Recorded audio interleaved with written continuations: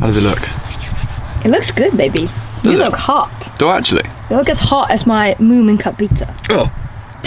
It's a fly. All right then, speaking of being hard, got a cup of soup in my hand, got my Fila warm jumper on. We've gone up slightly north in Sweden. Welcome back to another video. Welcome to the GBFC George Benson football channel. Today we're doing Chelsea Fans React, a series where we take a look at some of your comments, we look at some of the topics of conversation. We're in an international break right now, so conversation is aplenty. Opinions are flying around left, right and centre about this, about that. Should we sign this guy? Should we sign that guy? Do we even need to sign anybody at all? And what happened to Olivier Giroud? Got a cup of soup, got a girlfriend behind the camera right now. Say hello, Tilly. In fact, why don't you just come around and actually talk to the... Okay, it's going to shake a lot now. To the so peeps. That's all right. It's fine. Lift my... Gorgeous day here, by the way. It's about 6 degrees, Do you which want me is... on your right or left? What side would you like? First choice. Left.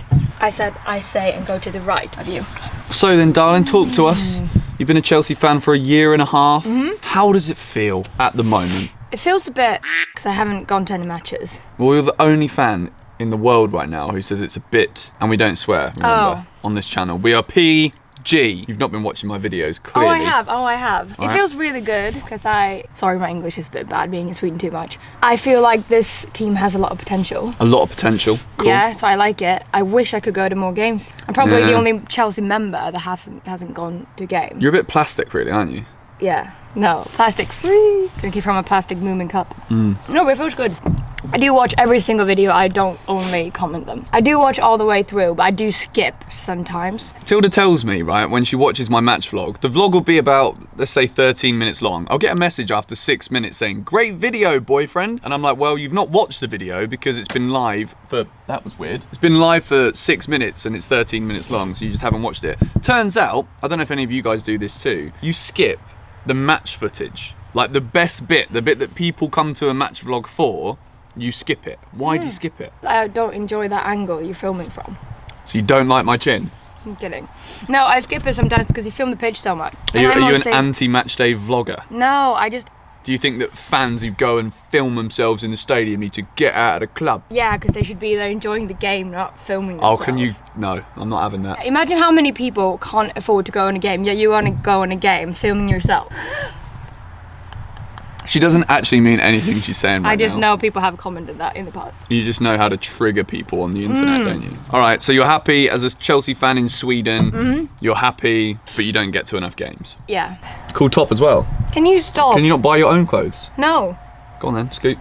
Scoot. No, I'm gonna be a Chelsea fan react. I'm a Chelsea fan. Do something and I react. No, that's not. It's not. They're not reacting to me. It's, well, sometimes it is, but it's reacting to like things.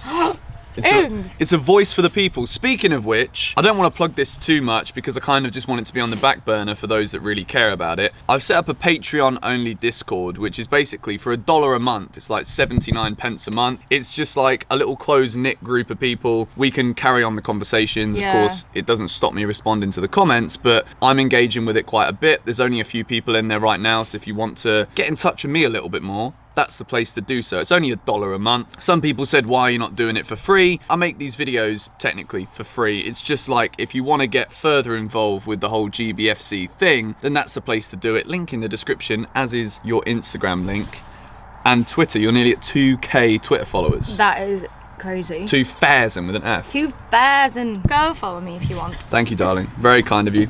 Oh, I got anything in my teeth? Quick. All right then, so that's a little update from Tilda. She's a Chelsea fan too. Thought I'd get her involved with the video. Welcome to Sweden, to the 2.8% of you who are from here. I like this place. It's a beautiful day. This is Tilda's dad's summer house, or it's been in the family for a couple of generations, or a few generations. I might be saying that wrong. New extension. It's pretty nice. Thought I'd come out here and have a little chat to you guys today. And the first thing, which is something that I've been asked quite a lot of recently, because I never really put him in my match previews. I never really talk about him because it doesn't really play that much for us anymore. It's Olivier Giroud. People are wondering like, what's going to happen to Giroud? What do I think should happen to Olivier Giroud? And I'm going to give my thoughts on it now. So I think when he signed for Chelsea from Arsenal, he was kind of tired of being sat on the bench at Arsenal when he kept delivering goals when he'd come on and the team and weren't really moving forward, whether it was under Wenger or... I do feel as though Olivier Giroud is a striker who, on his day, is almost unplayable. You know, if we're going to base it around FIFA stats, which we shouldn't, he's got incredible heading ability, and that's not just on FIFA, it's in real life as well. You know that when Olivier Giroud's on the pitch, you've got a physical presence, you've got a player who can draw defenders out of the game to involve more of the attacking players. Tilda's going to go and do some painting in there now.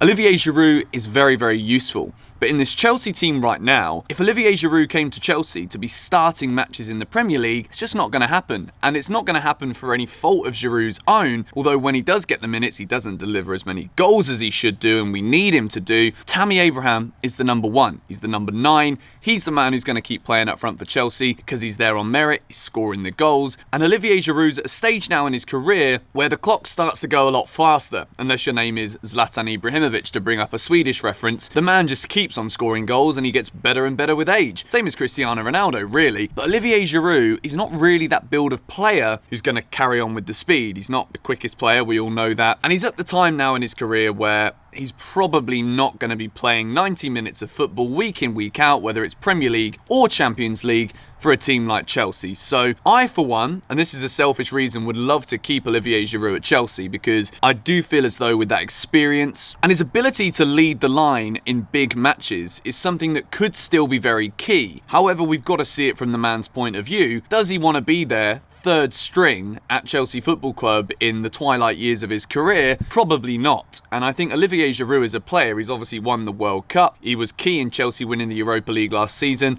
The man's got an absolutely brilliant goal scoring record throughout his entire career. Olivier Giroud, I fully expect him to leave Chelsea, and I think he can leave Chelsea and look back at his time at the club with the greatest of successes. I think he's been brilliant for us. I think what he brings to the team is, yet again, that experience. If you hear the young players talking about technique and everything within other players within training, Olivier Giroud always gets the highest regard amongst his peers. But I do think he's at a stage now where he still has a lot to offer, but again, it's not going to be for a long period of time. It probably would be best for him personally if he left. I don't want to see him go. I still think he can bring a lot to Chelsea when we need to call upon him, but it's the same with any footballer. If you're not guaranteed the minutes and you're not likely to get the minutes, you can't begrudge a player wanting to leave. So maybe it's in January, the transfer ban gets uplifted, then we might be able to bring somebody in to replace Giroud, and then he can go off, whether it's to the MLS, whether it's back to France, maybe he wants to continue playing in England. I don't really know. It's been a successful spell for him at Chelsea, and I wouldn't begrudge him the move whatsoever. So I want to address something based off of yesterday's video. If you've not yet seen yesterday's video, it's a long one. If you've got a bit of time and you're looking for something on Netflix to watch and you've watched everything you think's any good, I made a 29-minute video yesterday, which is bloody long to be fair, so credit to anyone who stuck around to the end. I went through each player in the Chelsea team and I gave them a rating out of 10 so far this season. And as always, if you're going to give a number and attach the number to a player, people are always going to disagree, particularly when you start introducing decimal points into the equation. So I was, for example, giving Emerson higher than Alonso. Some people were frustrated that I gave Reece James higher than Christian Pulisic, yet Reece James has only played 60 minutes in Lille and a game against Grimsby, and Pulisic has got 4 assists and he's top of the assist chart for Chelsea this season. The way I based those ratings in yesterday's video was off of what I believe, not always in terms of quantifiable substance, what I believe the quality of these players have, and therefore what they're actually bringing to the team in comparison to what I know they can do. Now, the reason I rated Pulisic so low within that video is because I do believe, despite the assists, that he could have offered a lot more to Chelsea so far. And I know I keep addressing this whole Pulisic thing, and I know a lot of people get triggered when they hear people speaking negatively about Pulisic, but his attitude is getting much, much better in terms of what he's saying away from Chelsea Football Club, what he's saying to the media, and the fact that he's even stepping up to talk to the media on frequent occasions suggests to me that Pulisic does have a guaranteed mindset that's going to enable him to really break through at Chelsea. He's determined to do so. Every time we hear him and he's quoted in the press, it always looks as though he knows the task at hand, he knows what he needs to do, and he's ready to do that. So despite me giving him a 6.4, it was based off of not just what he's delivered in the minutes he's had on the pitch, but it's also based off of what I know he can do in comparison to what he's done. And despite the 4 assists, I know that we could be getting a lot more from Pulisic in the minutes that he's been on the pitch so far for Chelsea. So just to clarify that, the reason Billy Gilmour, for example, got over 7 is because in the minutes that he's had, and from what I've seen, I believe he's offered more in terms of comparisons to his overall ability and what he's brought to the pitch. So that addresses that one. I do want to say a massive thank you to the engagement on the video where I was talking about Chelsea signing Neymar. I said instead that we maybe should have gone for Griezmann, and I also addressed the Jadon Sancho thing again, which I've made a couple of videos on in the past as well. 1,000 comments on that video. You guys are absolutely flying right now, and I just want to say a massive thank you to everyone who's getting involved. It obviously, for stuff like Chelsea Fans React, it gives me a lot of content. It gives me a lot of things to look through, and if I was to like put together into like a big conglomerate of comments, the general consensus from that video is that we don't really need to be spending money on attacking players. A big centre-back is someone that we really need, and I just want to address some of the players that we've got right now at Chelsea Football Club, and I'm seeing comparisons with the way we're building this squad, the way that we've got a very decent goalkeeper, we've got individual good defenders, we've got some very good midfielders, we're packed out in the midfield, and then Tammy Abraham is looking like he could be the one for the future up front for Chelsea. In terms of what we're building, we have got different pockets of brilliance in different areas, and if I compare it to Liverpool, who I believe are on the verge of their first Premier League title, it'd be foolish to write them off at this stage, being 8 points clear from 8 games. They've not dropped a single point yet. They won the Champions League last season. As much as for the majority of Chelsea fans it would pain us to say it, Liverpool look as though they're ready to win the Premier League now. So if that happens, it all goes down to that one signing, in my opinion. I think it really was 2, because Liverpool have had some calamitous goalkeepers over the years. They bought in Alisson, addressed that one. They needed a world-class leader, who he might not even be the captain, but we all know he's the biggest leader in that backline for Liverpool, Virgil van Dijk, a world-class centre-back. Now, if we're talking about world-class at Chelsea, and I bring it back to what you guys were saying in the video where we talked about the Neymar signing as potential, you guys seem to think that the one thing we really need right now at Chelsea is a world-class leader. Some people also referred it to having a John Terry-like figure within the side, and if we look at the young players we've got coming through, obviously these whole leadership qualities are things that will be brought into these players' games. But for immediate success at Chelsea, do I agree, and do I think that we do need to bring in a world-class centre-half to be a leader within the spine of the Chelsea team? I would say that yes, we do. I think that individually, Zuma, Christensen and Rudiger, they all bring a lot to this Chelsea team. Every single one of them could have a future at Chelsea. And it's at a point now, I personally really like them all as individuals. It's at this phase now where if we do look at this entire Chelsea squad, what is it that we're lacking? Despite them all being good centre halves, I definitely agree with you guys in the sense that it's that leader, that natural world-class defender that could really take this Chelsea team from performing very well and getting good results to the verge of greatness, which even if we don't sign a world-class centre-back, I think nurturing some of these young players, giving Christensen more minutes, Tomori is already looking like he could be a world beater. We could be talking about a Chelsea team where Frank Lampard turns around and says, you know what, Roman, we don't need to dip our hands into the pocket. Let's just keep developing that academy, and then we've got a blueprint that could be successful for multiple decades at Chelsea right now. I think the likelihood is we're going to look at some of those defensive positions and see opportunities to improve, and that is a massive Volvo truck just go past. You don't really see many people here. So in terms of who that could be, people have been throwing around Skriniar as an option. I think I probably butchered the pronunciation of his name there. I've seen a little bit of him. I think he looks very, very good, and he is a leader at the back. We've also got Romagnoli, who's another young Italian defender. He could also be brought in, but at the same time, I definitely see the positives, as I've alluded to a little bit earlier, of nurturing some of these players like Zuma, who, if it wasn't for a really bad injury that he got against Arsenal that time, we could be looking already at what would have been a perfect replacement for a John Terry in Kurt Zuma, but it's not quite worked out that way, and I know that people are going to quote that up and say George Benson just compared Zuma to Terry. I'm just saying that at the time before that injury, he really was looking the real deal, and the injury really set him back. The opportunities didn't necessarily come at Chelsea as quickly and as frequently as Zuma would have wanted, and as we would have wanted for Zuma. So as for Christensen, there is that lack of leadership within him. I think he seems like quite a shy character from what I've seen in media appearances, from what I've heard from people within the club talking about stuff. And I do feel as though, despite being a very good centre-back, I think he's very quick, I think he's very agile, and his positional sense is great. I do feel as though he could be one of those players that could make way for a leader if Chelsea wanted to go out and splash all this money that we've got in the bank on a world-class leader centre-half. So hopefully that gives my view on that one a little bit. There was a lot of comments on that video yesterday as well, so a big thank you for that once again. So the next thing I want to address is a comment from Nicholas Battle, who said that there are so many players on this team that deserve to be playing regularly, even more once everyone is healthy. How do we keep them all happy and wanting to stay at Chelsea? Now this is a really, really good question, and right now, despite the injuries, despite having a transfer ban, the biggest issue at Chelsea Football Club is seeing and acknowledging all of this talent that we have, and then as a result of that, we've got to balance expectations of the club with the expectations of individuals. I don't know what's going into these contracts that the likes of Loftus-Cheek, Mason Mount, Hudson-Odoi, looking likely that Tammy Abraham's going to extend to 2024, same as Reece James. I don't know what kind of promises are going to be kept within these new contracts for a lot of these young players.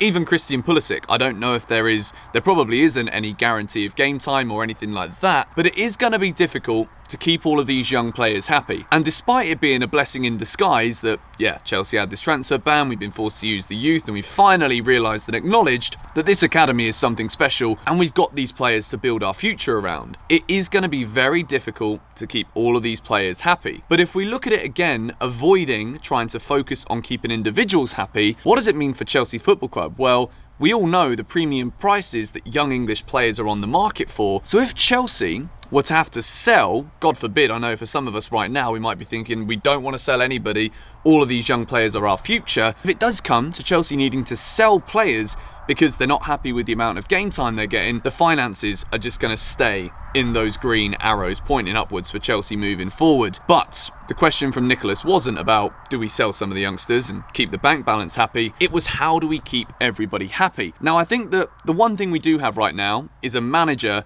who is the identity of Chelsea Football Club. Frank Lampard epitomises everything that I'm about as a fan. I'm sure he epitomises everything that you guys are about as fans as well. And that connection right now between the fans, the club, the academy, the players on the pitch, and the management staff who sit on the bench every day, Jody Morris, Joe Edwards, all of these guys and many, many more, the connection right now is creating a brand new Chelsea blueprint. And considering a lot of these young players have been at Chelsea since they weren't even teenagers, since before they were even teenagers, and I do feel as though, despite not everybody being guaranteed starting 11 game time week in, week out, every single match, there is this understanding within these Chelsea young players that if they can stay, be patient, continue to work their way into the team, understand that an elite club like Chelsea will still be looking to develop and strengthen within transfer windows, I think that keeping these players happy won't be too difficult, because I feel as though everyone's buying in to being part of something that could be not just successful in the short term, but it's something that is going to create long-term success at Chelsea Football Club. We've seen since Abramovich came in, we're talking about the last 20 or so years, there's been a lot of success at Chelsea, be it starting with Capital One Cups, Premier Leagues, Champions League, Europa League, FA Cup wins. We've done it all. These Chelsea youngsters, despite everyone being eager and hungry to play, I definitely feel as though with all of this stuff that I keep doing this, being connected together, intertwined with positivity and a direction that is very clear and very structured, and you could also say tapered expectations as well. We know it might not come immediately, but we know it will come eventually, because the blueprint is there, the model is there, and the success as a result of that will definitely follow also. So to answer Nicholas's question, in a nutshell, I've really just gone around it in many different directions and not really got to the point here, I understand that, but I do feel as though keeping everybody happy won't be too difficult, because I think these players are buying in to a longer term project and an understanding that their futures lie at Chelsea, and we all want that to be the same. So yeah, this has been Chelsea Fans React, just addressing the Giroud situation, a little bit more about the new signings and all of this positivity right now at Chelsea. It all keeps coming back to the same thing, doesn't it really? I'm just feeling Alright mate, relax. I'm still feeling great about things. It might be the international break. We've got Newcastle at home next week, and I've got a little update on something as well. Managed to secure 2 tickets for Ajax, so it didn't look like we were going to be going. Managed to secure that, which is awesome. Plenty more exciting stuff to come. As I said in the video, if you want to go and check out the Discord, it is only $1 a month. It's just a place where we can get into more detail in these conversations. If not, if you don't want to play $1 a month, of course, the comment section is still the place to be. I read all the comments. I try and respond to as many of them as possible. Thank you guys for the support. We're at 62,000 now. We're absolutely flying. Thanks to you guys. I really, really appreciate it. See you all in the next video, which is tomorrow, looking at 4 different ways we can fit Ruben into this already talented Chelsea team. See you guys there.